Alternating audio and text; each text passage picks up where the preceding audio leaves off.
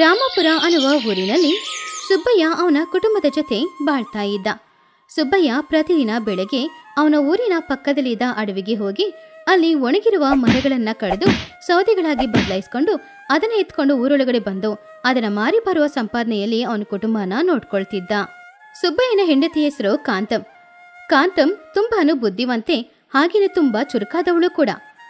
ಸುಬ್ಬಯ್ಯ ತಗೊಂಡ್ ಬರುವ ಹಣ ಮನೆ ಖರ್ಚಿಗೆ ಸರಿಯಾಗ್ತಾ ಇಲ್ಲ ಅಂದ್ರೆ ಕೂಡ ಇರೋದನ್ನೇ ಇಟ್ಕೊಂಡು ಅವಳು ಬುದ್ಧಿವಂತಿಕೆಯಿಂದ ಮನೇನ ಚೆನ್ನಾಗಿ ನೋಡ್ಕೊಳ್ತಿದ್ಲು. ಏನ್ರಿ ಇದು, ಇಷ್ಟೊತ್ತಾಗಿನೋ ಇನ್ನೂ ನಿದ್ರೆ ಮಾಡ್ತಾನೆ ಇದ್ದೀರಾ? ಬೇಗ ಎದ್ದು ಅಡವಿಗೆ ಹೋದ್ರೆ ತಾನೇ ಬೇಗ ಸೌದೆ ಕಟ್ಕೊಂಡು ತಗೊಂಡ್ ಬರಕ್ಕಾಗೋದು. ಇಲ್ಲ ಕಾಂತಂ, ಇವತ್ತು ಮೈಕೈ ಎಲ್ಲ ನೋವಾಗ್ತಾ ಇದೆ, ನಾಳೆ ನಾನು ಅಡವಿಗೆ ಹೋಗ್ತೀನಿ. ಬರ್ತಾ ಬರ್ತಾ ನಿಮಗೆ ಸೋಮಾರಿತನ ತುಂಬ ಜಾಸ್ತಿ ಆಗ್ತಾ ಇದೆ. ನಿನ್ನೇನು ಇದೇ ರೀತಿ ಏನೋ ಒಂದು ಕಾರಣ ಹೇಳಿ ಅಡವಿಗೆ ಹೋಗಲೇ ಇಲ್ಲ, ಇವತ್ತು ಪುನಃ ಇದೇ ರೀತಿ ಕಾರಣ ಹೇಳಿದ್ರೆ ಹೇಗೆ ಹೇಳಿ?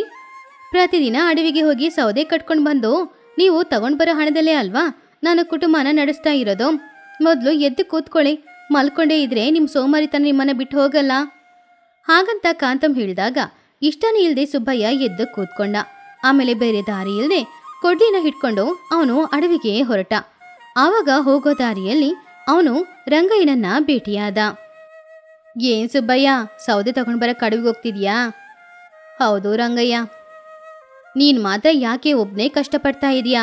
ಹೀಗೆ ಒಬ್ನೇ ಅಡವಿಗೆ ಹೋಗಿ ಸೌದೆ ಕಟ್ಕೊಂಡು ಬಂದು ಮಾರೋದು ಕಷ್ಟ ಆಗಲ್ವಾ? ನನ್ನ ಮಾತು ಕೇಳಿ ನಮ್ಮ ಊರಿನ ಮುಖ್ಯಸ್ಥ ರಾಘವಯ್ಯನ ಹತ್ರ ಕೆಲ್ಸಕ್ಕೆ ಹೋಗೋ. ಅವ್ರ ಜೊತೆ ಕೆಲ್ಸಕ್ಕೆ ಹೋದ್ರೆ ನೀನು ಒಂದಿನದಲ್ಲಿ ಸ್ವಲ್ಪ ಹೊತ್ತು ಅಡವಿಗೆ ಹೋಗಿ ಸೌದೆನ ಕಟ್ಕೊಂಡು ಬಂದು ಅವ್ರ ಮನೆಗೆ ತಗೊಂಡು ಬಂದು ಹಾಕಿದ್ರೆ ಸಾಕು. ಉಳಿದಿದೆ ಎಲ್ಲಾನು ಅವರೇ ನೋಡ್ಕೊಳ್ತಾರೆ, ಒಳ್ಳೆ ಸಂಬಳನೂ ಕೊಡ್ತಾರೆ. ಏನಂತೀಯಾ?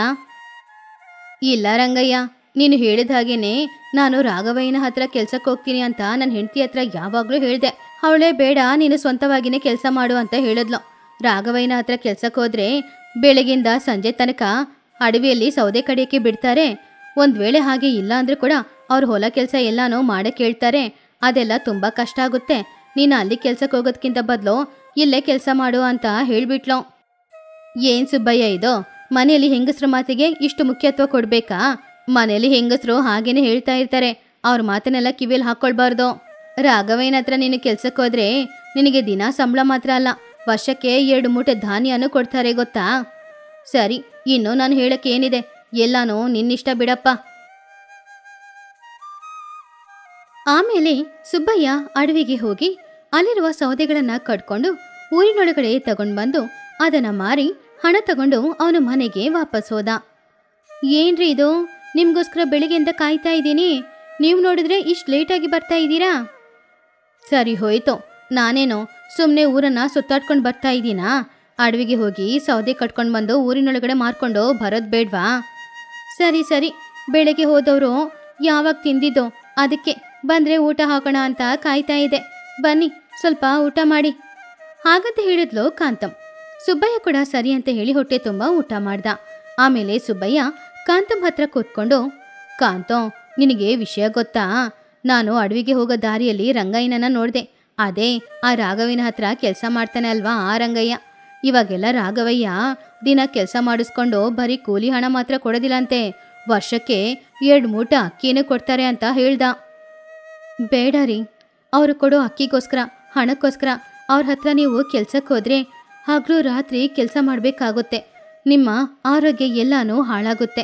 ಇವಾಗ ನೀವು ಮಾಡ್ತಾ ಇರೋ ಈ ಕೆಲಸನೇ ಸಾಕು, ಇದರಲ್ಲಿ ನೀವು ತುಂಬ ಹಣ ಸಂಪಾದನೆ ಮಾಡ್ಬೋದು. ನೀವು ಇನ್ನೂ ಸ್ವಲ್ಪ ಕಷ್ಟಪಟ್ಟು ಕೆಲಸ ಮಾಡಿದ್ರೆ ಕೈ ತುಂಬ ಹಣನ ಸಂಪಾದನೆ ಮಾಡ್ಬೋದು. ಇವಾಗ ನಾವಿಬ್ರು ಇದ್ದೀವಿ ಅಷ್ಟೇ, ನಾಳೆ ನಮಗೆ ಮಕ್ಕಳಾದ್ರೆ ಆ ಮಕ್ಕಳನ್ನ ಕೂಡ ಇದೇ ರೀತಿ ಕಷ್ಟಪಡೋ ದಾರಿಯಲ್ಲಿ ನಾವು ಕಳಿಸ್ಬಾರ್ದಲ್ವಾ? ಅವ್ರನ್ನ ಒಳ್ಳೆ ಶಾಲೆಗೆ ಸೇರಿಸಿ ಅವ್ರನ್ನ ಚೆನ್ನಾಗಿ ಓದಿಸ್ಬೇಕು. ಆವಾಗ ನೀವು ಇನ್ನೊಬ್ರ ಹತ್ರ ಕೆಲಸ ಮಾಡಿದ್ರೆ ಅಷ್ಟು ಹಣ ಸಿಗುತ್ತೆ ಹೇಳಿ? ನೀವು ಸಪ್ರೇಟಾಗಿ ಕೆಲಸ ಮಾಡಿದ್ರೇನೆ ಹಣ ಕೈ ತುಂಬ ಸಿಗುತ್ತೆ. ಏನೋ ಮಕ್ಕಳನ್ನ ಒಳ್ಳೆ ಶಾಲೆಗೆ ಕಳಿಸ್ಬೇಕಾ, ಚೆನ್ನಾಗಿ ಓದಿಸ್ಬೇಕಾ? ನಮ್ಮ ಪರಿಸ್ಥಿತಿನೇ ಹೀಗಿದೆ. ಈಗ ಬರೋ ಹಣನೇ ಮನೆ ಖರ್ಚಿಗೆ ಸಾಕಾಗ್ತಾ ಇಲ್ಲ, ಇದರಲ್ಲಿ ಮಕ್ಕಳನ್ನ ಹೇಗೆ ಶಾಲೆಗೆ ಕಳಿಸೋದು? ಅವರ ವಿಧಿ ಹೇಗಿದೆಯೋ ಹಾಗೇನೆ ನಡೀಲಿ ಬಿಡೋ. ಏನ್ರಿ ಇದು, ನೀವೇ ಈ ರೀತಿ ಹೇಳಿದ್ರೆ ಹೇಗೆ ಹೇಳಿ? ಇವಾಗ ತಾನೇ ಹೇಳಿದೆ ನಮ್ಮ ಥರ ನಮ್ಮ ಮಕ್ಕಳು ಕಷ್ಟಪಡಬಾರ್ದು, ಕೂಲಿ ಕೆಲಸಕ್ಕೆ ಹೋಗಬಾರ್ದು ಅಂತ. ಇನ್ನು ಸ್ವಲ್ಪ ಕಷ್ಟಪಟ್ಟರೆ ಸಾಕು, ನಮ್ಮ ಮಕ್ಕಳನ್ನ ಶಾಲೆಗೆ ಕಳಿಸೋಷ್ಟು ಹಣನ ಸಂಪಾದನೆ ಮಾಡ್ಬೋದು. ನೀವು ಧೈರ್ಯದಿಂದ ಇದ್ರೆ ಅದೇ ಸಾಕು. ಇನ್ನೂ ಸ್ವಲ್ಪ ಕಷ್ಟಪಟ್ಟು ಕೆಲಸ ಮಾಡ್ಬೇಕಾ? ನೀನು ಏನ್ ಹೇಳ್ತಾ ಇದೆಯಾ ನನಗೆ ಅರ್ಥ ಆಗ್ತಾ ಇಲ್ಲ ಕಾಂತೋ. ಇಲ್ಲಿ ನೋಡಿ, ಪ್ರತಿದಿನ ಬೆಳಿಗ್ಗೆ ಎದ್ದು ನೀವು ಮಾತ್ರ ಅಡವಿಗೆ ಹೋಗ್ತಾ ಇದ್ದೀರಾ, ನೀವೇ ಸೌದೆ ಕಡಿತಾ ಇದ್ದೀರಾ, ನೀವೇ ಅದನ್ನ ತಗೊಂಡು ಬಂದು ಮಾಡ್ತಾ ಇದ್ದೀರಾ. ಆದ್ರಿಂದ ನಿಮ್ಮಿಂದ ಸ್ವಲ್ಪ ಹಣನೇ ಸಂಪಾದನೆ ಮಾಡಕ್ ಆಗ್ತಾ ಇರೋದು. ನಾಳೆಯಿಂದ ನಾನು ಎಲ್ಲ ಕೆಲಸನ ಮುಗಿಸ್ಕೊಂಡು ನಿಮ್ ಜೊತೆ ಅಡವಿಗೆ ಬರ್ತೀನಿ. ನೀವು ಸೌದೆ ಕಡಿತಾ ಇರುವಾಗ ನಾನೊಂದು 2 ಸಲ ಊರೊಳಗಡೆ ತಗೊಂಡು ಬಂದು ಆ ಸೌದೆಗಳನ್ನ ಮಾರ್ತೀನಿ. ಆ ಸಮಯದಲ್ಲಿ ನೀವು ಜಾಸ್ತಿ ಸೌದೆಗಳನ್ನ ಕಡಿಬೋದು ಅಲ್ವಾ? ನಾಳೆ ಬೆಳಿಗ್ಗೆನೆ ಎದ್ದು ಮನೆ ಕೆಲಸ ಎಲ್ಲಾನು ಬೇಗ ಮುಗಿಸ್ಕೊಂಡು ನಾನು ಕೂಡ ನಿಮ್ ಜೊತೆ ಅಡವಿಗೆ ಬರ್ತೀನಿ. ನೀನು ಹೇಳೋದ್ ಕೇಳಕ್ಕೆ ಏನೋ ಚೆನ್ನಾಗಿದೆ ಕಾಂತಂ, ಆದ್ರೆ ಏನೋ ಒಂಥರ ಭಯ ಆಗ್ತಾ ಇದೆ. ಭಯ ಯಾಕ್ರಿ? ನಮ್ಮ ಮಕ್ಕಳಿಗೋಸ್ಕರ ನಾವು ಕಷ್ಟಪಟ್ಟು ದುಡಿದೇ ಇದ್ರೆ ಬೇರೆ ಯಾರು ದುಡಿತಾರೆ? ಆ ದೇವರು ನಮಗೋಸ್ಕರ ಇದ್ದಾನೆ. ಒಂದು ಹೆಜ್ಜೆನ ಧೈರ್ಯದಿಂದ ಮುಂದೆ ಇಡಬೇಕು. ಆವಾಗ್ಲೇ ಜೀವನದಲ್ಲಿ ನಾವು ಹೇಗಾದ್ರೂ ಮೇಲೆ ಬರೋಕ್ಕಾಗುತ್ತೆ. ಹಾಗಂತ ಸುಬ್ಬಯ್ಯನಿಗೆ ಧೈರ್ಯ ಕೊಟ್ಲು ಕಾಂತಂ. ಮರುದಿನ ಬೆಳಗ್ಗೆ ಕಾಂತಂ ಹೇಳಿದ ಹಾಗೇನೆ ಮನೆ ಕೆಲಸ ಎಲ್ಲಾನು ಮುಗಿಸ್ಕೊಂಡು ಸುಬ್ಬಯ್ಯನ ಜೊತೆನೆ ಅವಳು ಕೂಡ ಅಡವಿಗೆ ಹೋದ್ಲು. ಸುಬ್ಬಯ್ಯ ಸೌದೆ ಕಡಿತಾ ಇದ್ದಾಗ ಅದನ್ನ ಅವಳು ಊರೊಳಗಡೆ ತಗೊಂಡ್ ಬಂದ್ಲು. ಆ ಸಮಯದಲ್ಲಿ ಸುಬ್ಬಯ್ಯ ಇನ್ನೂ ಸೌದೆಗಳನ್ನ ಕಡಿತಾ ಇದ್ದ. ಕಾಂತಂ ಊರೊಳಗಡೆ ಬಂದು ಎಲ್ಲರ ಹತ್ರನೂ ಚೆನ್ನಾಗಿ ಮಾತಾಡ್ಕೊಂಡು ಆ ಸೌದೆಗಳನ್ನ ಮಾರ್ತಾ ಇದ್ಲು. ಈ ಕಡೆ ರಂಗಯ್ಯ ಕೂಡ ಪುನಃ ಕಡಿದ ಸೌದೆಗಳನ್ನ ತಗೊಂಡ್ ಬಂದು ಊರಿನೊಳಗಡೆ ಕಾಂತಮ್ಮನ ಹತ್ರ ಕೊಟ್ಟು ಅದನ್ನ ಮಾರಕ್ಕೆ ಹೇಳ್ದ. ಹೀಗೆ ಕೆಲವು ದಿನಗಳಲ್ಲಿ ಗಂಡ ಹೆಂಡತಿ ಇಬ್ಬರು ಕೂಡ ತುಂಬಾನು ಕಷ್ಟಪಟ್ಟು ದುಡ್ದು ಕೈ ತುಂಬಾ ಹಣನ ಸಂಪಾದನೆ ಮಾಡಿದ್ರು. ಕಾಂತಂ, ನೀನು ಹೇಳಿದ ಹಾಗೇನೆ ಇವತ್ತ ನಮ್ಮ ಹತ್ರ ತುಂಬಾನೇ ಹಣ ಇದೆ ಅಲ್ವಾ? ಹೌದು. ನಮ್ಮ ಅಭಿವೃದ್ಧಿಗೆ ಇಲ್ಲಿವರೆಗೂ ನಾವು ಸಂಪಾದನೆ ಮಾಡಿದ ಹಣನ ಉಪಯೋಗ ಮಾಡ್ಕೊಳ್ಬೇಕು. ಅಂದ್ರೆ ಆ ಹಣದಲ್ಲಿ ಒಂದು ಎತ್ತಿನ ಗಾಡಿನ ತಗೊಳ್ಬೇಕು. ಆ ಎತ್ತಿನ ಗಾಡಿಯಲ್ಲಿ ನಾವು ತುಂಬಾನೇ ಸೌದೆಗಳನ್ನ ತಗೊಂಡ್ ಬಂದು ಊರಲ್ಲಿ ಎಲ್ಲ ಕಡೆನೂ ಅದನ್ನ ಮಾರ್ಬೋದು ಅಲ್ವಾ? ಅದು ಅಲ್ಲದೆ ನಮ್ ಜೊತೆ 2 ಕೂಲಿಗಳನ್ನ ನಾವು ಇಟ್ಕೊಳ್ಳೋಣ. ಅವರು ಸೌದೆ ಕಡಿದ್ರೆ ಅದನ್ನ ತಗೊಂಡ್ಬಂದು ಊರೊಳಗಡೆ ನಾವು ಮಾರ್ಬೋದು. ಅರೇ, ಈ ಯೋಚನೆ ತುಂಬಾ ಚೆನ್ನಾಗಿದೆ ಕಾಂತಂ. ಸ್ವಲ್ಪ ಕೂಡ ನನಗೆ ಈ ಯೋಚನೆ ಬರ್ಲೇ ಇಲ್ವಲ್ಲ. ಹಾಗೇನೆ ಮಾಡೋಣ. ಹಾಗಂತ ಅನ್ಕೊಂಡು ಸುಬ್ಬಯ್ಯ ಹಾಗೂ ಕಾಂತಂ ಇಬ್ರು ಎತ್ತಿನ ಗಾಡಿನ ತಗೊಂಡ್ರು. ಎತ್ತಿನ ಗಾಡಿನ ತಗೊಂಡ್ಮೇಲೆ 2 ಜನ ಕೂಲಿಗಳನ್ನ ಅವ್ರ ಜೊತೆ ಕೆಲ್ಸದಲ್ಲಿ ಇಟ್ಕೊಂಡ್ರು. ಅವರು ಕೂಡ ಇವ್ರ ತರನೇ ಕಷ್ಟಪಟ್ಟು ದುಡಿಯಕ್ಕೆ ಶುರು ಮಾಡಿದ್ರು. ಎತ್ತಿನ ಗಾಡಿ ಇರೋದ್ರಿಂದ ಇವಾಗ ಸೌದೆನ ಎತ್ಕೊಂಡು ಹೋಗೋದು ಕಾಂತಂ ಹಾಗೂ ಸುಬ್ಬಯ್ಯನಿಗೆ ಸ್ವಲ್ಪ ಸುಲಭವಾದ ಕೆಲಸವಾಗಿತ್ತು. ಅವರು ಆ ಊರಿನಲ್ಲಿ ಮಾತ್ರ ಅಲ್ಲದೆ ಸುತ್ತಮುತ್ತ ಇರುವ ಎಲ್ಲ ಊರುಗಳಿಗೂ ತಗೊಂಡು ಹೋಗಿ ಸೌದೆಗಳನ್ನ ಮಾರ್ತಾ ಇದ್ರು. ಈ ವಿಷಯ ಆ ಊರಿನಲ್ಲಿದ್ದ ರಾಘವೇನಿಗೆ ಹೇಗೋ ತಿಳಿಯಿತು. ಏನಪ್ಪ ರಂಗಯ್ಯ, ನಿನ್ನ ಗೆಳೆಯ ತುಂಬಾನೇ ದೊಡ್ಡ ವ್ಯಾಪಾರ ಮಾಡ್ತಾ ಇದ್ದಾನೆ. ಅವನು ಒಬ್ಬ ಕೂಲಿ ಅಲ್ವಾ? ಅವನ ಹತ್ರ ಹೇಗೆ ಇಷ್ಟು ಹಣ? ಸುಬ್ಬಯ್ಯ, ನೀವು ಹೇಳಿದಾಗೆ ಕೂಲಿನೇ ಇರ್ಬೋದಯ್ಯ. ಆದ್ರೆ ಅವನ್ ಹೆಂಡತಿ ಇದ್ದಾರೆ ಅಲ್ವಾ, ಅವಳು ತುಂಬಾನೇ ಬುದ್ಧಿವಂತೆ, ಚುರುಕಾಗಿರೋವಳು ಕೂಡ. ಅವಳು ಕಷ್ಟಪಟ್ಟು ಅವನ ಜೊತೆ ಸೇರಿ ದುಡಿತಾ ಇದ್ದಾಳೆ. ತುಂಬಾನೇ ಹಣ ಸಂಪಾದನೆ ಮಾಡ್ತಾ ಇದ್ದಾರೆ. ಹೇಳಕ್ಕೋದ್ರೆ ಇನ್ನೊಂದು ಅಂಗಡಿ ಕೂಡ ಓಪನ್ ಮಾಡಬೇಕು ಅಂತ ಅವರು ಮಾತಾಡ್ಕೊಳ್ತಿದ್ದಾರೆ. ಹೀಗೆ ಅವರು ವ್ಯಾಪಾರದಲ್ಲಿ ಅಭಿವೃದ್ಧಿ ಹೊಂದುತ್ತಾನೆ ಇದ್ರೆ ನಮ್ಮ ವ್ಯಾಪಾರ ಏನೋ ಆಗೋದು. ಅವ್ರ ವ್ಯಾಪಾರನ ಹೇಗಾದ್ರೂ ನಿಲ್ಲಿಸ್ಬೇಕು. ಅದು ಹೇಗ್ ದಣಿ ಸಾಧ್ಯ? ಅವರು ತುಂಬಾನೇ ಚುರುಕಾಗಿ ಕೆಲಸ ಮಾಡ್ತಾ ಇದ್ದಾರೆ, ಅಭಿವೃದ್ಧಿನೂ ಬರ್ತಾ ಇದೆ, ಕೈ ತುಂಬ ಹಣ ಸಂಪಾದನೆ ಮಾಡ್ತಾ ಇದ್ದಾರೆ. ನಮ್ಮ ಮಾತು ಕೇಳ್ತಾರೆ ಏನೋ. ಅವ್ರ ವ್ಯಾಪಾರನ ನಿಲ್ಸೋದಂತೂ ತುಂಬಾನೇ ಕಷ್ಟ. ಅವರು ಇನ್ನೂ ಅಭಿವೃದ್ಧಿ ಆಗ್ತಾನೇ ಇದ್ದಾರೆ. ಅವರು ನಿಲ್ಸಲ್ಲ ಕಣೋ, ನಾವು ನಿಲ್ಲಿಸ್ಬೇಕಷ್ಟೇ. ಅವನ ಹತ್ರ ಕೂಲಿ ಕೆಲಸ ಮಾಡೋರು ಇಬ್ರು ಇದ್ದಾರೆ ಅಲ್ವಾ, ಅವರಿಗೆ ಹಣದಾಸೆನೆ ತೋರ್ಸೋ. ಅವ್ರ ಹತ್ರ ಹಣ ಕೊಟ್ಟು ಆ ಸುಬ್ಬಯ್ಯ ಸೌದೆಗಳನ್ನ ಇಟ್ಟಿದ್ದಾನೆ ಅಲ್ವಾ, ಅಲ್ಲಿಗೆ ಬೆಂಕಿ ಇಡಕ್ಕೆ ಹೇಳು. ಸೌದೆಗಳೆಲ್ಲ ಉರಿದ್ರೆ ಆಮೇಲೆ ಅವ್ರಿಗೆ ತುಂಬಾ ನಷ್ಟ ಆಗುತ್ತೆ. ಪುನಃ ಅವನು ವ್ಯಾಪಾರ ಮಾಡಕ್ಕೆ ಖಂಡಿತ ಬರಲ್ಲ. ಬಾಯಿ ಮುಚ್ಕೊಂಡು ಕೂಲಿ ಕೆಲಸ ಮಾಡಕ್ ಹೋಗ್ತಾನೆ. ನಮ್ಮ ವ್ಯಾಪಾರನ ನಾವು ನೋಡ್ಕೊಳ್ಬೋದು. ಹಾಗಂತ ರಾಘವಯ್ಯ ಹೇಳಿದ್ರಿಂದ ರಂಗಯ್ಯ ಆ ಕೆಲಸದವರನ್ನ ಕರೆದು ಅವರಿಗೆ ಹಣದಾಸೆನ ತೋರಿಸಿ ಸೌದೆಗಳಿಗೆ ಬೆಂಕಿ ಇಡಕ್ಕೆ ಹೇಳಿ ಹೇಳ್ದ. ಅವರು ಕೂಡ ಸರಿ ಅಂತ ಒಪ್ಕೊಂಡ್ರು. ಅವರು ಅಂಗಡಿ ಹತ್ರ ಹೋದಾಗ ರಂಗಯ್ಯ ಹಿಂದೆ ನಿಂತ್ಕೊಂಡು ಅದನ್ನೆಲ್ಲ ನೋಡ್ತಾ ಇದ್ದ. ಆದ್ರೆ ಆ ಸಮಯದಲ್ಲಿ ರಂಗಯ್ಯನ ಹಿಂದ್ಗಡೆ ಕಾಂತಂ ಹಾಗೂ ಸುಬ್ಬಯ್ಯ ನಿಂತ್ಕೊಂಡಿದ್ರು. ಅವರಿಬ್ರನ್ನ ನೋಡಿ ರಂಗಯ್ಯ ಅಂತ ತುಂಬಾನೇ ಆಶ್ಚರ್ಯಪಟ್ಟ. ಏನ್ ರಂಗಯ್ಯ, ನಮ್ಮನ್ನ ನೋಡಿ ಶಾಕ್ ಆಗ್ತಾ ಇದೀಯಾ? ಈ ಸಮಯದಲ್ಲಿ ನಾವಿಬ್ರು ಇಲ್ಲಿಗೆ ಯಾಕೆ ಬಂದಿದೀವಿ ಅಂತ ಯೋಚನೆ ಮಾಡ್ತಾ ಇದೀಯಾ? ನಿನ್ನ ಧಣಿ ಬಗ್ಗೆ ನನಗೆ ಗೊತ್ತಿಲ್ವಾ ಏನೋ? ನೀವು ತುಂಬಾನೇ ನೀಚರು ಕಣೋ. ನೀವು ನನ್ನ ಕೂಲಿ ಅವರಿಗೆ ಹಣದಾಸೆನ ತೋರಿಸಿ ಅವ್ರ ಹತ್ರ ಹಣ ಕೊಟ್ಟು ನೀವು ಬೆಂಕಿ ಇಡಕ್ಕೆ ಹೇಳಿ ಹೇಳಿದ್ರಿ. ಆದ್ರೆ ಅವರಿಬ್ರು ನಂಬಿಕೆಯಾದವರು ನನ್ನ ಹತ್ರ ಬಂದು ವಿಷಯ ಹೇಳಿದ್ದಾರೆ. ನೀನು ಇಂಥವನು ಅಂತ ನಾನು ಸ್ವಲ್ಪ ಕೂಡ ಅನ್ಕೊಂಡಿರ್ಲಿಲ್ಲ. ಒಳ್ಳೇದಾಯ್ತು, ಇವಾಗ ನೀವು ಸಿಕ್ಕಾಕೊಂಡಿದ್ದೀರಾ. ಬರುವಾಗ ಪೊಲೀಸ್ ಆಫೀಸರ್ ಹತ್ರ ಮಾತಾಡಿನೇ ಬಂದಿದ್ದೀನಿ. ಅವರು ಇವಾಗ ಬರ್ತಾ ಇರ್ತಾರೆ. ನೀನು ನಿಂದಾಣಿ, ಇಬ್ರು ಜೈಲಿಗೆ ಹೋಗಿ ಮುದ್ದೆ ತಿನ್ನಿ ಹಾಗಂತ ಹೇಳ್ದ ಸುಬ್ಬಯ್ಯ. ಪೊಲೀಸರು ಬಂದು ರಾಘವಯ್ಯ ರಂಗಯ್ಯ ಇಬ್ರನ್ನ ಸ್ಟೇಷನ್ಗೆ ಕರ್ಕೊಂಡು ಹೋದ್ರು. ಆಮೇಲೆ ಕಾಂತಂ ಸುಬ್ಬಯ್ಯ ಇಬ್ರು ಕೂಡ ಯಾವಾಗ್ಲೂ ತರ ಅವ್ರ ವ್ಯಾಪಾರನ ಅವ್ರು ಮಾಡ್ಕೊಂಡು ಸಂತೋಷವಾಗಿ ಬಾಳ್ತಾ ಇದ್ರು. ಊರಿನ ಮಧ್ಯದಲ್ಲಿ ರಂಗಯ್ಯನ ಒಂದು ಚಿಕ್ಕ ಅಂಗಡಿ ಇತ್ತು. ಆ ಅಂಗಡಿಯ ಹೊರಗಡೆ ಊರಿನವರು ಎಲ್ರು ಕೂಡ ಬೆಂಚಲ್ಲಿ ಕೂತ್ಕೊಂಡಿದ್ರು. ಬಿಸಿಲು ಜಾಸ್ತಿ ಇದೆ ಅಂತ ಸ್ವಲ್ಪ ಹೊತ್ತು ವಿಶ್ರಾಂತಿ ತಗೊಳಕ್ಕೆ ಬಂದಿದ್ರು. ಆವಾಗ್ಲೇ ಆ ಊರಿಗೆ ಸೇರಿದ ಭದ್ರಯ್ಯ ಆ ಊರನ್ನ ಸುತ್ಕೊಂಡು ಊರಿನೊಳಗಡೆ ಬರ್ತಾ ಇರೋದನ್ನ ಅಲ್ಲಿ ಕೂತ್ಕೊಂಡಿರೋರು ಎಲ್ರು ಕೂಡ ನೋಡಿದ್ರು. ಆವಾಗ ಆ ಗುಂಪಿನಲ್ಲಿದ್ದ ಸೋಮಯ್ಯ, ನೋಡಿದ್ರ ಆ ಭದ್ರಯ್ಯನ, ಹೊಲದಿಂದ ಊರಿಗೆ ಬರಕ್ಕೆ ಈ ಆಲದ ಮರದ ದಾರಿ ಇದೆ, ಅದ್ರಲ್ಲಿ ಬರ್ಬೋದು ತಾನೆ, ಯಾವಾಗ ನೋಡಿದ್ರು ಊರನ್ನ ಸುತ್ತಾಡ್ಕೊಂಡೇ ಬರ್ತಾ ಇದ್ದಾನೆ. ಪಾಪ ಸೋಮಯ್ಯ, ಅವನಿಗೆ ಆ ಮರ ಅಂದ್ರೆ ಭಯ ಅಲ್ವಾ? ಅವನ ತಾತ ಕಾಲದಲ್ಲಿ ಅಲ್ಲಿ ದೆವ್ವ ಇರೋದನ್ನ ಅವ್ರ ತಾತ ನೋಡಿದ್ರಂತೆ, ಅದಕ್ಕೆ ಹೆದರ್ಕೊಂಡು ಅವನು ಆ ಕಡೆ ಹೋಗೋದೇ ಇಲ್ಲ. ಈ ವಯಸ್ಸಲ್ಲಿ ಭಯ ಏನೋ, ಅವನಿಗೆ ಏನ್ ವಯಸ್ಸಾಗ್ತಾ ಇದೆ, ಅವನು ಎಷ್ಟು ಉದ್ದ ಬೆಳೆದಿದ್ದಾನೆ, ಚಿಕ್ಕ ಮಕ್ಳ ತರ ಆಲದ ಮರದಲ್ಲಿ ದೆವ್ವ ಇದೆ ಅಂತ ನಂಬೋದು ತಪ್ಪಲ್ವಾ? ಅವನಿಗೆ ಯಾಕಷ್ಟು ಮೂಢನಂಬಿಕೆ? ಆವಾಗ ರಂಗಯ್ಯ ಅವನನ್ನು ನೋಡಿ, ಅವ್ರವ್ರ ನಂಬಿಕೆ ಅವ್ರವ್ರಿಗೆ ಇರುತ್ತೆ ಸೋಮಯ್ಯ, ನೀನ್ ಯಾಕೆ ಅವನನ್ನ ತಮಾಷೆ ಮಾಡ್ತಾ ಇದೀಯಾ? ನಾನು ಅವನನ್ನ ತಮಾಷೆ ಮಾಡ್ತಾ ಇಲ್ಲ ರಂಗಯ್ಯ, ಅವನ ಬಗ್ಗೆ ಯೋಚನೆ ಮಾಡ್ತಾ ಇದ್ದೀನಿ. ದಿನ ಈ ರೀತಿ ಸುತ್ತಾಡ್ಕೊಂಡು ಬಂದ್ರೆ ಕಷ್ಟ ಆಗೋದಿಲ್ವಾ? ಮೊನ್ನೆ ಅವನ ಎತ್ತಿನ ಗಾಡಿ ಚಕ್ರ ಮುರಿದೋಯ್ತು. ಆ ಆಲದ ಮರದ ದಾರಿಯಲ್ಲಿ ಬಂದು ಯಾರನ್ನಾದ್ರೂ ಕರ್ಕೊಂಡು ಹೋಗಿದ್ರೆ ಅವರು ಸರಿ ಮಾಡಿ ಕೊಡ್ತಿದ್ರು ತಾನೆ, ಆದ್ರೆ ಆ ದಾರಿಯಲ್ಲಿ ಬರಕ್ಕಾಗಲ್ಲ ಅಂತ ಗಾಡಿನ ಅಲ್ಲೇ ಹಾಕ್ಬಿಟ್ಟು ಮನೆಗೆ ಬಂದ. ಅಷ್ಟರಲ್ಲೇ ಭದ್ರಯ್ಯ ಅಲ್ಲಿಗೆ ಬಂದ. ಅವನ ಮೈಯೆಲ್ಲ ಕೂಡ ಬೆವರಿತ್ತು. ಸೋಮಯ್ಯ ಹೇಳಿದೆಲ್ಲ ಅವನ ಕಿವಿಯಲ್ಲಿ ಬಿತ್ತು, ಆದ್ರೆ ಅವನು ಏನು ಹೇಳ್ದೆ ಹಾಗೇನೆ ನಿಂತ್ಕೊಂಡಿದ್ದ. ಬನ್ನಿ ಭದ್ರಯ್ಯ ಅವ್ರೆ, ಸುಸ್ತಾಗ್ತಿದ್ಯಾ? ಸ್ವಲ್ಪ ನೀರು ಕುಡಿತೀರಾ? ಬೇಡ ರಂಗಯ್ಯ, ಮನೆಗೆ ಹೋಗ್ಬೇಕು, ಹೊಲದಲ್ಲಿ ಕೆಲಸ ಬೇರೆ ಜಾಸ್ತಿ ಇದೆ.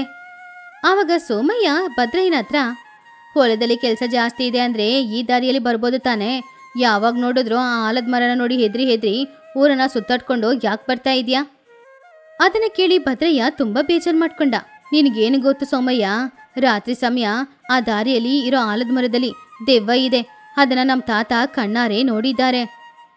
ಹಾಗಂತ ಹೇಳಿ ಭದ್ರಯ್ಯ ಅಲ್ಲಿಂದ ಮನೆಗೆ ಹೋದ. ಯಾರತ್ರನೂ ಏನೂ ಮಾತಾಡ್ಲಿಲ್ಲ. ಆವಾಗ ಸೋಮಯ್ಯ ಅವನನ್ನ ನೋಡಿ ನಗಾಡ್ತಾ ಇದ್ದ. ಹೇಗೋ ಭದ್ರಯ್ಯ ಮನೆಗೂ ಬಂದ. ಮನೆ ಹೊರಗಡೆ ಅವನ ಹೆಂಡತಿ ಪಾರ್ವತಿ ಅವನಿಗೋಸ್ಕರ ಕಾಯ್ತಾ ಇದ್ಲು. ಗಂಡ ತುಂಬಾನೇ ಸುಸ್ತಾಗಿ ಬಂದಿರೋದನ್ನ ನೋಡಿ ಪಾರ್ವತಿ, ಏನ್ರಿ ಇವತ್ತು ಕೂಡ ಸುತ್ತಾಡ್ಕೊಂಡು ಬಂದ್ರಾ? ಯಾಕ್ರಿ ಹೇಗ್ ಬೇವುತ್ತಾಗಿದೆ ನೋಡಿ, ಈ ದಿನನಾದ್ರೂ ನೀವು ಆ ಆಲದ ಮರದ ದಾರಿಯಲ್ಲಿ ಬರ್ಬೋದಾಗಿತ್ತಲ್ವಾ? ಭದ್ರಯ್ಯ ಸುಸ್ತಾಗಿ, ಪುನಃ ಶುರು ಮಾಡಿದ್ಯಾ ಪಾರ್ವತಿ? ಆ ದರದ ಹಿಡಿದ ಮರದ ಬಗ್ಗೆ ಮಾತಾಡಬೇಡ ಅಂತ ಎಷ್ಟು ಸಲ ಹೇಳೋದು? ನೀನು ಏನೇ ಹೇಳಿದ್ರೋ ನಾನಂತೂ ಆ ಕಡೆ ಬರೋದಿಲ್ಲ. ಆವಾಗ ಪಾರ್ವತಿ ನೆಮ್ಮದಿಯಿಂದ, ಹಾಗಲ್ಲ ರೀ, ಪ್ರತಿದಿನ ಇಷ್ಟು ದೂರ ನಡ್ಕೊಂಡು ಬರೋದು ನಿಮಗೆ ಕಷ್ಟ ಆಗ್ತಾ ಇಲ್ವಾ? ಊರಿನವ್ರಿಗೆ ನಿಮ್ಮ ಮೇಲೆ ತುಂಬಾನೇ ಗೌರವ ಇದೆ, ಕಷ್ಟಪಟ್ಟು ದುಡಿಯೋರು ಅಂತ. ಆದರೆ ಅವರೆಲ್ಲರೂ ನಿಮ್ಮನ್ನ ಈ ಒಂದು ವಿಷಯದಲ್ಲಿ ನೋಡಿ ಏನೇನೋ ಮಾತಾಡಿ ನಗಾಡ್ತಾ ಇದ್ರೆ ನನಗೆ ಕಷ್ಟ ಆಗೋದಿಲ್ವಾ? ಅವರು ನಗಾಡಿದ್ರೆ ನಗಾಡ್ಲಿ ಪಾರ್ವತಿ, ಅವರ ನಗು ಮುಖ್ಯನಾ ಇಲ್ಲ ನನ್ನ ಪ್ರಾಣ ಮುಖ್ಯನಾ? ಇವಾಗ ನನಗೆ ಏನಾಯ್ತು, ಸ್ವಲ್ಪ ಲೇಟಾಗಿ ಬಂದಿದ್ದೀನಿ ಅಷ್ಟೇ ತಾನೇ. ಆವಾಗ ಪಾರ್ವತಿ ಬೇರೆ ದಾರಿ ಇಲ್ಲದೆ, ನಿಮ್ಮ ಅಜ್ಜ ನೋಡಿದ್ದು ಆ ಕಾಲದಲ್ಲಿ ಇರ್ಬೋದು, ಆದರೆ ಇವಾಗ ಅಲ್ಲಿ ಏನೂ ಇಲ್ಲ ರೀ. ಆ ಕಾಲ ಏನೋ ಈ ಕಾಲ ಏನೋ, ದಯವಿಟ್ಟು ಈ ಮೂಢನಂಬಿಕೆ ಎಲ್ಲಾನು ನೀವು ನಂಬ್ತಾ ಇರಬೇಡಿ. ಆವಾಗ ಭದ್ರಯ್ಯ ಕೋಪದಿಂದ, ಛೆ, ಯಾವಾಗ ನೋಡಿದ್ರು ಇದೇ ಮಾತು, ಇನ್ನೊಂದ್ಸಲ ಈ ರೀತಿ ಮಾತಾಡಿದ್ರೆ ಆಮೇಲೆ ನನಗೆ ಕೋಪ ಬರುತ್ತೆ. ಪಾರ್ವತಿ ಬೇರೆ ಏನು ಮಾಡೋಕ್ಕಾಗದೆ ಸುಮ್ಮನೆ ಇದ್ಬಿಟ್ಲು.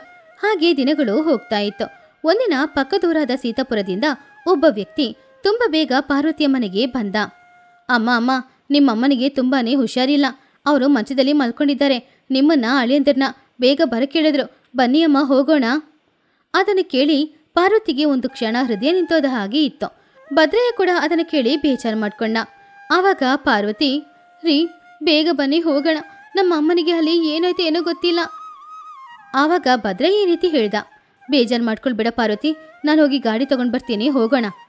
ಹಾಗಂತ ಹೇಳಿ ಭದ್ರಯ್ಯ ಹೋಗಿ ಎತ್ತಿನ ಗಾಡಿ ತಗೊಂಡು ಬಂದ. ಸ್ವಲ್ಪ ಸಮಯದಲ್ಲಿ ಅಲ್ಲಿ ಕತ್ಲಾಗಕ್ಕೆ ಶುರುವಾಯಿತು. ಪಾರ್ವತಿ ತಕ್ಷಣ ಹೊರಗಡೆ ಬಂದು ಎತ್ತಿನ ಗಾಡಿಯಲ್ಲಿ ಕೂತ್ಕೊಂಡು ಗಂಡನ ಹತ್ತಿರ, ರೀ ಬೇಗ ಬನ್ನಿ ಹೋಗೋಣ, ಆಲದ ಮರದ ದಾರಿಯಲ್ಲಿ ಹೋದ್ರೆ 1 ಗಂಟೆಯಲ್ಲಿ ಊರಿಗೆ ಹೋಗ್ಬಿಡ್ಬೋದು ಹಾಗಂತ ಹೇಳಿದ್ಲು. ಆದ್ರೆ ಭದ್ರಯ್ಯ ತುಂಬಾ ಹೆದರ್ದ. ಕತ್ಲೆ ಸಮಯ, ಆಲದ ಮರದ ದಾರಿ, ಅವನು ಅದಕ್ಕೆ ಒಪ್ಕೊಳ್ಳೇ ಇಲ್ಲ. ಇಲ್ಲ ಪಾರ್ವತಿ, ಆ ದಾರಿಯಲ್ಲಿ ಹೋಗೋದು ಅಪಾಯ, ನಾವು ಊರನ್ನ ಸುತ್ತಾಡ್ಕೊಂಡೇ ಹೋಗೋಣ, ನಾನು ಬೇಗ ಕರ್ಕೊಂಡು ಹೋಗ್ತೀನಿ, ನಿಮ್ಮಮ್ಮನಿಗೆ ಅಲ್ಲಿ ಏನೂ ಆಗಲ್ಲ ಪಾರ್ವತಿ. ಆವಾಗ ಪಾರ್ವತಿಗೆ ಏನು ಹೇಳೋದು ಅಂತಾನೆ ಅರ್ಥ ಆಗ್ಲಿಲ್ಲ. ರಿಯಾ ಆಟಾಡ್ಬೇಡಿ, ನಿಮ್ಮ ಭಯ ಇವಾಗ ಬೇಡ. ನಿಮ್ಮ ಭಯ ನಮ್ಮಮ್ಮನ ಪ್ರಾಣ ತೆಗೆದ್ರೆ ನಾನಂತೂ ಸುಮ್ಮನೆ ಇರಲ್ಲ.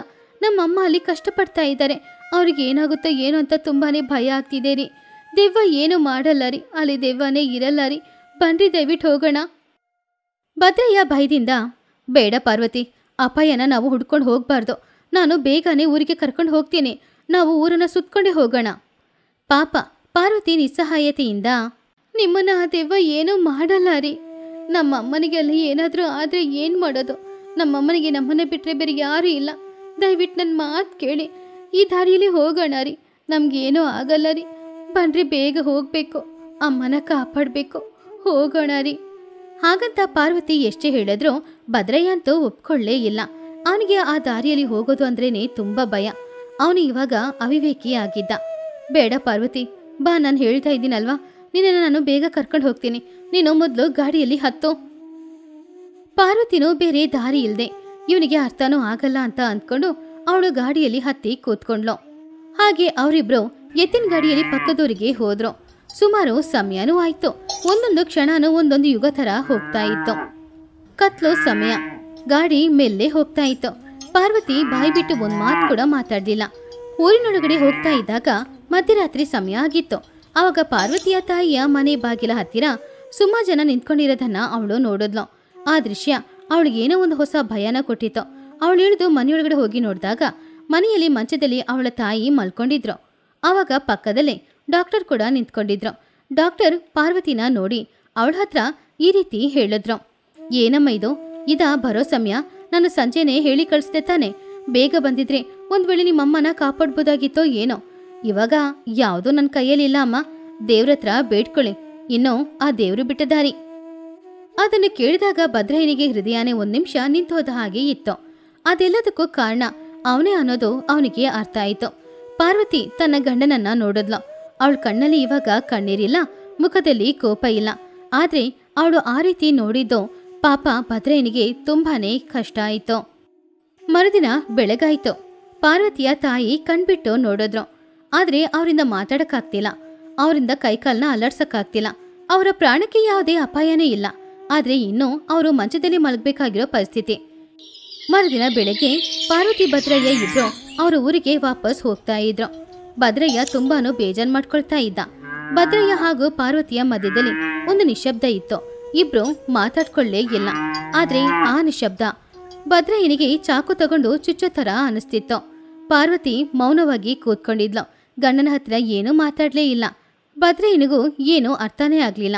ಇದೆಲ್ಲದಕ್ಕೂ ಕಾರಣ ಅವನ ಭಯನೇ ಅನ್ನೋದು ಅವನಿಗೆ ಗೊತ್ತಾಯಿತು. ಊರಿಗೆ ಹೋದ ತಕ್ಷಣ ಅವನು ದೇವಸ್ಥಾನ ಪೂಜಾರಿನ ನೋಡಕ್ ಹೋದ. ಆವಾಗ ಪೂಜಾರಿ ಭದ್ರಯ್ಯನನ್ನ ನೋಡಿ, ಬಾ ಭದ್ರಯ್ಯ, ಹೌದು, ನಿನ್ನ ಅತ್ತೆಗೆ ಇವಾಗ ಆರೋಗ್ಯ ಹೇಗಿದೆ? ತಕ್ಷಣ ಅವನು ಪೂಜಾರಿಯ ಪಾದಗಳಲ್ಲಿ ಬಿದ್ದ. ಸ್ವಾಮಿ, ನನ್ನ ಕ್ಷಮಿಸ್ಬಿಡಿ, ನಾನು ಮಾಡಿದ್ದು ದೊಡ್ಡ ತಪ್ಪು. ನನ್ನಿಂದಾನೇ ಇವತ್ತು ನಮ್ಮ ಅತ್ತೆಗೆ ಈ ಪರಿಸ್ಥಿತಿ. ನನ್ನ ಹೆಂಡತಿ ನನ್ನ ಮುಖ ಕೂಡ ನೋಡ್ತಾ ಇಲ್ಲ. ಅವಳಿಗೆ ಏನು ಹೇಳೋದು ನನಗೊಂದು ಅರ್ಥ ಆಗ್ತಾ ಇಲ್ಲ. ಹಾಗಂತ ಹೇಳಿ ನಡೆದ ವಿಷಯ ಎಲ್ಲಾನು ಭದ್ರಯ್ಯ ಹೇಳ್ದ. ಆವಾಗ ಪೂಜಾರಿ ಅವನನ್ನ ಮೇಲೆ ಎತ್ತಿ ಈ ರೀತಿ ಹೇಳಿದ್ರು, ಭದ್ರಯ್ಯ, ನಡೆದಿದ್ದೇನೋ ನಡೆದಾಯ್ತು. ಪಶ್ಚಾತ್ತಾಪ ಪಟ್ಟೋದ್ರಲ್ಲಿ ಯಾವುದೇ ಪುಣ್ಯನೂ ಇಲ್ಲ. ಇನ್ಮುಂದೆನಾದ್ರೂ ಈ ಭಯ ಭಯ ಅಂತ ನೀನು ಹೆದರ್ಕೊಂಡಿದ್ರೆ ಇದೇ ರೀತಿ ಸುಮಾರು ಸಮಸ್ಯೆಗಳು ನಿನ್ನ ಜೀವನದಲ್ಲಿ ಬಂದೇ ಬರುತ್ತೆ. ದೆವ್ವ ಇಲ್ಲ, ಪಿಸಾಚಿ ಇಲ್ಲ, ಏನೂ ಇಲ್ಲ. ಹಾಗಾದ್ರೆ ಆ ಮರದಲ್ಲಿ ಬರುವ ಶಬ್ದಗಳೆಲ್ಲ ಸುಳ್ಳ? ಆವಾಗ ಪೂಜಾರಿ ನಗುತ್ತಾ, ಭದ್ರಯ್ಯ, ಆ ಮರದಲ್ಲಿ ಮಾತ್ರ ಅಲ್ಲ, ರಾತ್ರಿ ಸಮಯ ನಿಶಬ್ದವಾಗಿರೋ ಸಮಯದಲ್ಲಿ ಗಾಳಿಗೆ ಎಲ್ಲ ಮರದ ಕೊಂಬೆಗಳು ಒಂದ್ರ ಮೇಲೆ ಒಂದ್ರು ಒರೆಸ್ಕೊಳ್ಳುವಾಗ ಶಬ್ದ ಬಂದೇ ಬರುತ್ತೆ. ಅದು ದೆವ್ವ ಮಾಡುವ ಶಬ್ದ ಅಂತ ಅಂದ್ಕೊಂಡ್ರೆ ತಪ್ಪಲ್ವಾ? ದೆವ್ವ ಆ ಮರದಲ್ಲಿ ಇಲ್ಲ ಭದ್ರಯ್ಯ. ದೆವ್ವ ನಿನ್ ಮನಸ್ಸೊಳಗಡೆ ಕೂತ್ಕೊಂಡಿದೆ. ಆ ದೆವ್ವದ ಹೆಸರು ಭಯ. ಆ ಭಯನ ಬಿಟ್ಬಿಟ್ಟು ನೀನು ಹೊರಗಡೆ ಬಂದಿಲ್ಲ ಅಂದ್ರೆ ಸುಮಾರು ಸಮಸ್ಯೆಗಳು ನಿನಗೆ ಬಂದೇ ಬರುತ್ತೆ. ಪೂಜಾರಿ ಹೇಳಿದ ಮಾತು ಭದ್ರಯ್ಯನಿಗೆ ಸ್ವಲ್ಪ ಧೈರ್ಯನ ಕೊಟ್ಟಿತ್ತು. ಅವನು ಪೂಜಾರಿಯ ಹತ್ತಿರ ಈ ರೀತಿ ಕೇಳಿದ, ಇವಾಗ ನಾನು ಏನ್ ಮಾಡ್ಬೇಕು ಪೂಜಾರಿ ಅವರೇ? ನನ್ನ ಹೆಂಡತಿ ನನ್ನ ಕ್ಷಮಿಸ್ತಾಳ? ಖಂಡಿತ ಕ್ಷಮಿಸ್ತಾಳೆ, ಆದ್ರೆ ಮಾತಲ್ಲಿ ಹೇಳಿದ್ರೆ ಕ್ಷಮಿಸಲ್ಲ. ನೀನು ಭಯನ ಬಿಟ್ಟಿದೀಯ ಅಂತ ಏನಾದ್ರೂ ಮಾಡಿ ಅವಳಿಗೆ ಅರ್ಥವಾಗುವ ಹಾಗೆ ತಿಳಿಸು. ಹಾಗೆ ಆ ದಿನ ರಾತ್ರಿ ಸಮಯ ಭದ್ರಯ್ಯ ಒಂದು ದೊಡ್ಡ ನಿರ್ಧಾರಕ್ಕೆ ಬಂದ.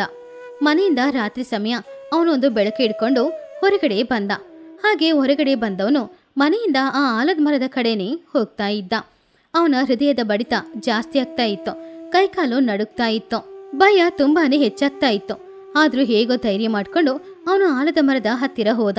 ರಾತ್ರಿ ಸಮಯ. ಆಲದ ಮರದ ಹತ್ತಿರ ಹೋದಾಗ ಜೋರಾಗಿ ಏನೇನೋ ಶಬ್ದಗಳು ಕೇಳಿಸ್ತಾ ಇತ್ತು. ಆ ಶಬ್ದ ನೋಡಿ ವಾಪಸ್ ಹೋಗೋಣ ಅಂತ ಅಂದ್ಕೊಂಡ್ರು. ಪುನಃ ಧೈರ್ಯ ಮಾಡಿ ಅವನು ಆಲದ ಮರದ ಹತ್ರನೇ ನಿಂತ್ಕೊಂಡಿದ್ದ. ಶಬ್ದ ಎಲ್ಲಿಂದ ಬರ್ತಾ ಇದೆ ಅಂತ ಅವನು ಆ ಬೆಳಕು ಹಿಡ್ಕೊಂಡು ನೋಡ್ತಾ ಇದ್ದ. ಹಾಗೆ ನೋಡ್ತಾ ಇದ್ದಾಗ ಅವನಿಗೊಂದು ವಿಷಯ ಅರ್ಥ ಆಯಿತು. ಪೂಜಾರಿ ಹೇಳಿದ್ದು ನಿಜಾನೇ.